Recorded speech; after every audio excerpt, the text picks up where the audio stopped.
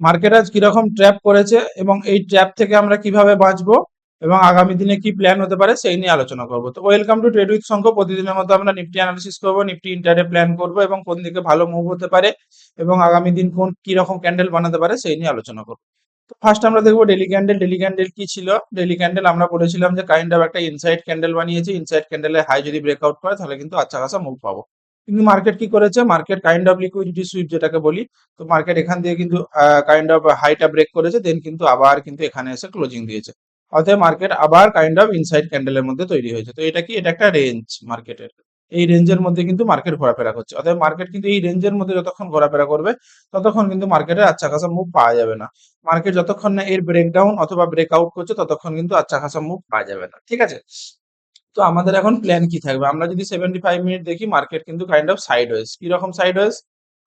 মার্কেটের এই লেভেলটা একটা রেজিস্ট্যান্স জোন হিসাবে কাজ করবে, এই লেভেলটা। আর মার্কেটের কিন্তু এই লেভেলটা সাপোর্ট জোন হিসাবে কাজ করবে। আর মাইনর সাপোর্ট কিন্তু মার্কেটের এই লেভেলটা কিন্তু মাইনর সাপোর্ট হিসাবে কাজ করবে। অর্থাৎ মার্কেট যতক্ষণ কিন্তু এই রেঞ্জের মধ্যে থাকবে, কোন রেঞ্জের মধ্যে থাকবে? মার্কেট যতক্ষণ এই রেঞ্জের মধ্যে থাকবে তত কিন্তু আপ ডাউন এরকম করবে। তো আজকে কি করেছে?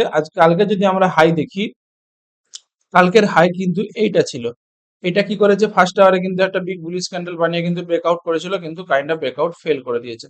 তো মার্কেট যদি আবার ইমিডিয়েট যদি এর উপরে যদি যায় তাহলে কিন্তু একটা বিগ মুভ আসতে পারে। ঠিক আছে? আরেকটা কি হতে পারে? আরেকটা কি আছে?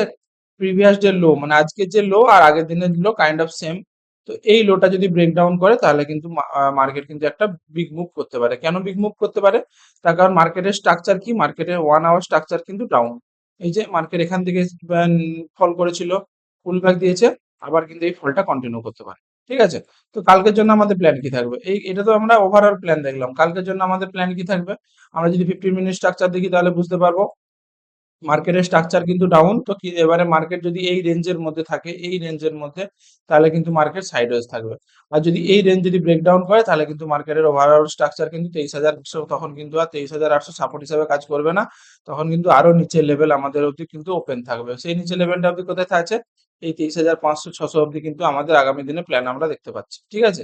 আর উপরের দিকে যাওয়ার জন্য সম্ভাবনা কি থাকছে? উপরের দিকে যদি এই লেভেলটা আবার পুনরায় ব্রেকআউট করে দেয়, 24,100-র উপর যদি মার্কেট সাস্টেন করে, মার্কেট যদি একটু যায়, তাহলে কিন্তু একটা বিগ মুভ আমাদের দিকে আসতে পারে। ঠিক আছে?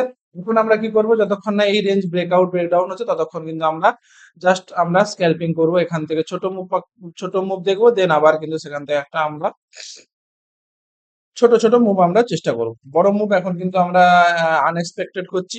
ঠিক আছে? তো ভিডিওটা এই পর্যন্ত। ভালো লাগলে একটা লাইক করে দিও, চ্যানেলটা সাবস্ক্রাইব করে দিও। ধন্যবাদ।